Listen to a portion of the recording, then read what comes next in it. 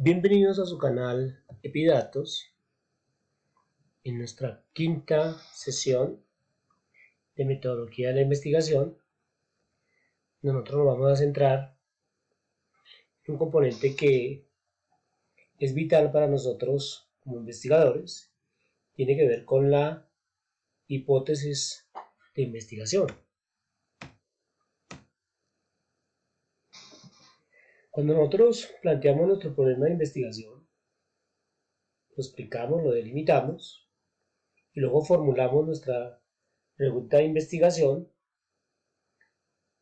componente que es importante entender es que podemos, a partir de nuestro marco conceptual, de nuestro marco teórico, de nuestra evidencia en estudios de nuestro estado del arte, e incluso desde nuestra práctica clínica, en la salud pública, en la salud ocupacional, o en la enfermería, o en fisioterapia, o en nuestra área de ingeniería, podemos generar una hipótesis de investigación que queremos plantear para entrar en un momento dado a comprobarla o a refutarla. Pero es importante entender primero qué es una hipótesis, qué tipo de hipótesis hay y cómo construimos nuestras hipótesis para luego comprobarlas. El primer componente importante que hay que entender es qué es una hipótesis. Cuando nosotros tenemos nuestra pregunta de investigación, nosotros podemos plantear una hipótesis que es la proposición, en términos de afirmación, que el investigador tiene frente a la pregunta de investigación. Pero esta proposición o esta afirmación o esta propuesta que el investigador tiene debe tener un sustento que puede ser deductivo o inductivo. Yo puedo tener una base conceptual teórica que yo voy a utilizar y basado en esa teoría, yo puedo, a partir de la teoría, tener hipótesis que yo puedo querer comprobar en mi investigación. También puedo tener evidencia suficiente en los diferentes estudios que me llevan a mí a plantear una hipótesis dentro del trabajo de investigación. Me pasa, digamos, que, mire, yo tengo una comparación de dos antibióticos y me doy cuenta que uno ha mostrado mayor efectividad que el otro, pero que todavía se están realizando las investigaciones para reunir una mayor nivel de evidencia y yo quiero utilizar en un momento dado ese tipo de investigación para aportar en la evidencia científica, intentar determinar cuál de los dos medicamentos, cuál de los dos tratamientos es más eficaz. Otro componente que es importante darnos cuenta es que también puedo plantear en forma inductiva mis hipótesis mediante la observación en mis áreas de trabajo. Y a partir de allí, a partir de la observación, donde yo voy obteniendo información a diario, experiencia con mis sujetos de estudio, ya sea con mis pacientes o con personas de la comunidad, voy tomando cada vez mayor información, lo cual me permite al observar poder detectar, en este caso, la existencia de problemas de investigación. Puede ocurrir cuando van presentándose infecciones muy frecuentes que llegan al hospital, a la IPS, y de allí, en un momento dado, es importante entrar a mirar cuáles son las causas que explican esa infección. Entonces, de esa manera, de manera inductiva, yo también puedo construir mi hipótesis, porque me ha permitido observar en un momento dado la existencia de un problema y también la existencia de un tipo de explicaciones que yo he venido observando en los sujetos que van llegando a mis hospitales, a mis IPS.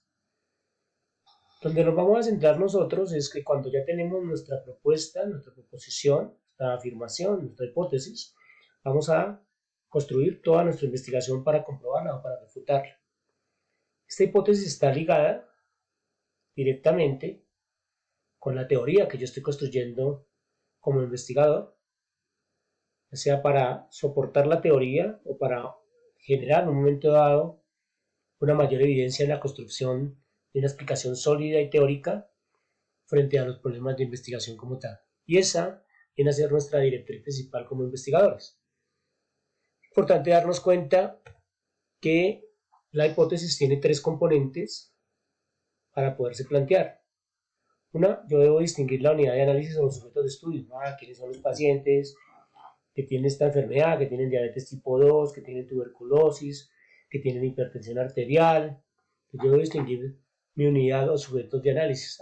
Son los cuidadores en un momento dado de pacientes con cáncer, son en un momento dado el personal de salud. Entonces tengo que distinguir la unidad de análisis o sujetos de estudio. También es importante distinguir las variables de estudio.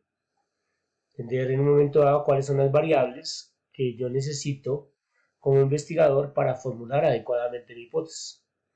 Y el otro componente son los elementos lógicos.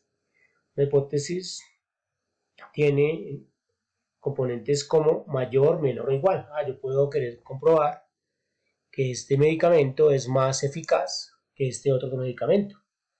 Yo puedo querer en un momento dado llegar a determinar que este tratamiento educativo comunitario es más efectivo para el manejo de pacientes con cáncer en estadio 3 o 4 que uno planteado anteriormente.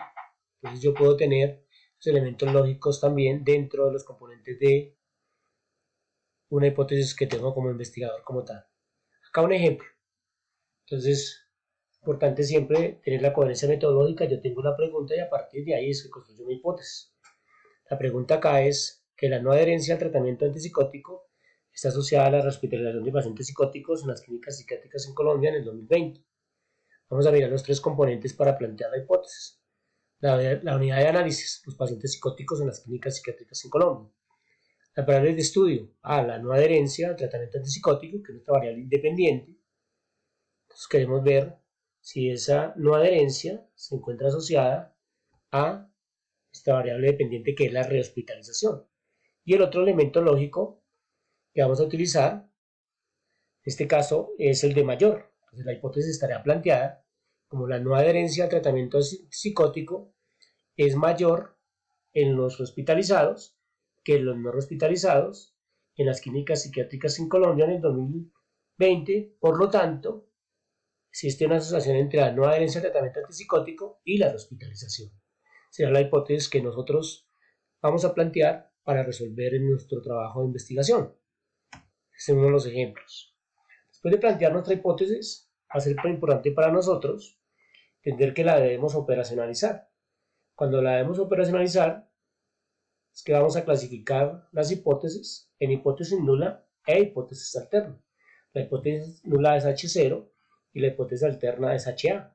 La hipótesis nula siempre va a estar centrada en la no existencia ni de asociación, ni de diferencias, ni de correlación, ni de concordancia, ni de predicción, mientras que la hipótesis alterna es el contrario. En esta hipótesis vamos a estar centrados en que sí existen diferencias, si existe asociación, si existe correlación, si existe concordancia, si existe predicción.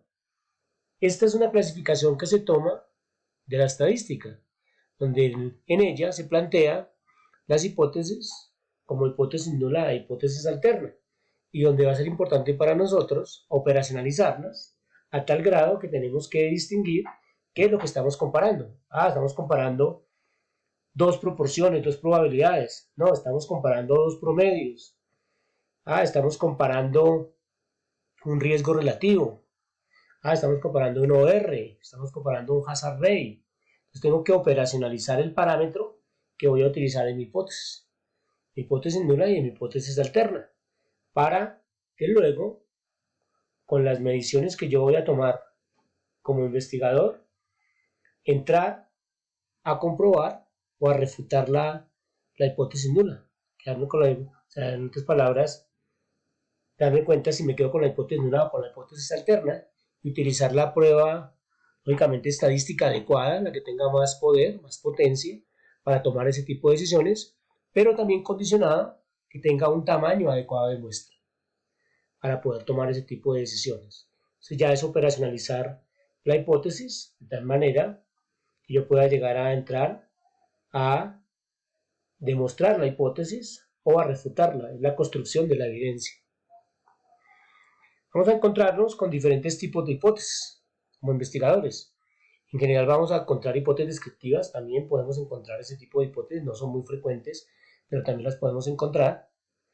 Vamos a encontrar hipótesis de tipo analítico, y es cuando queremos generar explicaciones, por eso se llaman analíticas o explicativas, que queremos buscar explicaciones. En este caso, queremos llegar a determinar si un factor de riesgo se encuentra asociado a una enfermedad. Entonces, hipótesis de esa manera. Este factor protector se encuentra asociado con la disminución de la aparición de esta enfermedad. Podemos también tener hipótesis analíticas, en el cual queremos ver si un tratamiento es más eficaz, más seguro que otro tratamiento.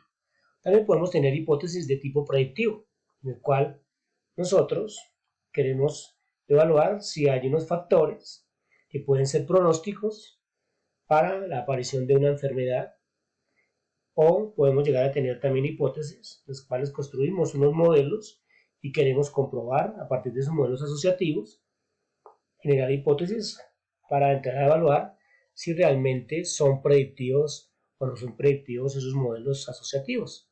Entonces podemos tener planteamiento tanto de hipótesis descriptivas, analíticas o predictivas. Dentro de una clasificación de hipótesis podemos encontrarnos con un primer tipo de hipótesis que se llaman hipótesis de asociación. Muchos de los autores ustedes lo van a encontrar con que colocan hipótesis de asociación igual que hipótesis de correlación. En verdad no es adecuado. Son dos componentes diferentes. Las hipótesis de asociación se utilizan muchísimo en los estudios de corte transversal, cuando nosotros queremos evaluar los diferentes factores o de factores en específico que se encuentran asociados a la enfermedad o a un evento de interés. Entonces, para ello utilizamos asociación. O sea, ¿por qué en un momento dado es importante entrar a diferenciar entre asociación causal y correlación? Porque son tres componentes diferentes.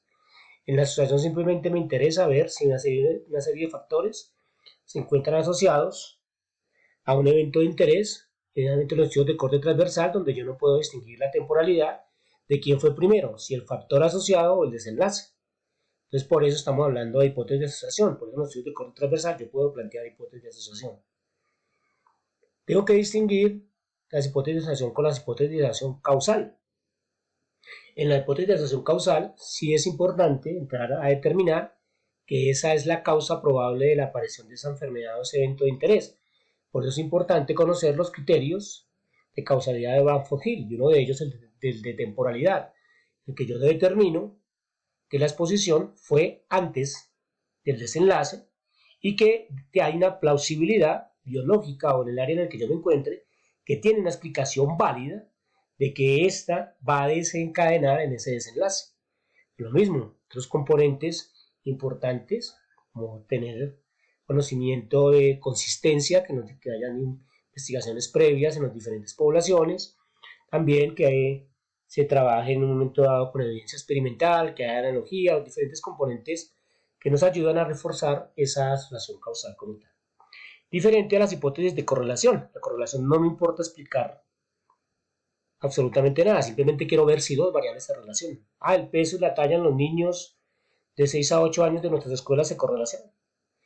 Esta prueba diagnóstica prequirúrgica se correlaciona con esta prueba en posquirúrgica. Entonces simplemente me interesa ver la correlación como tal. Es importante darnos cuenta también la existencia de unas hipótesis que se llaman las hipótesis de concordancia. Es cuando uno quiere evaluar si existe concordancia frente a un componente específico. Quiero mirar estas radiografías y quiero ver entre los diferentes evaluadores si distinguen una enfermedad en específico y si todos llegan a obtener el mismo resultado. Entonces pueden haber concordancias entre evaluadores, entre pruebas diagnósticas, observaciones antes y después. También hay hipótesis de pruebas diagnósticas. Hipótesis de pruebas diagnósticas son aquellas que queremos determinar qué tanto rendimiento diagnóstico tienen esas pruebas. Por eso es importante la sensibilidad, la especificidad, los valores predictivos positivos y valores predictivos negativos. Existen una serie de hipótesis de asociación causal que es importante profundizarlas, de diferencia, de concordancia, variación concomitante y analogía, que posteriormente las vamos a analizar una por una, ya con ejemplos reales. Entonces, mucho ánimo para plantear su hipótesis adecuadamente. Muchas gracias.